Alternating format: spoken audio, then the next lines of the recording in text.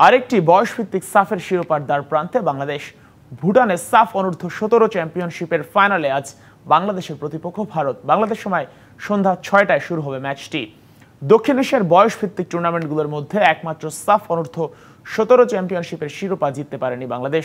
ভুটানে সেই অপূর্ণতা দূর করার সুযোগ সাইফুল বারী টিটুর দলের। টুর্নামেন্টের গ্রুপ পর্বে ভারতের মুখোমুখি হয়েছিল বাংলাদেশ, এবার 1-0 গোলে হেরেছিল তারা।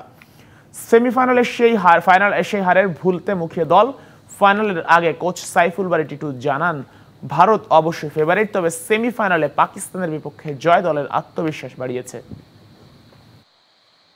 একটা ম্যাচ যেহেতু ওদের সাথে খেলেছি, আমাদের উচিত পরের ম্যাচটা আরও ভালো করার চেষ্টা। সার্টেনলি ইন্ডিয়াও চেষ্টা করবে যে আমাদের খেলা অলরেডি দেখে যে কিছু প্লেয়ার চেঞ্জও তারা দেখেছে, ওই অনুযায়ী তারা প্ল্যান করবে।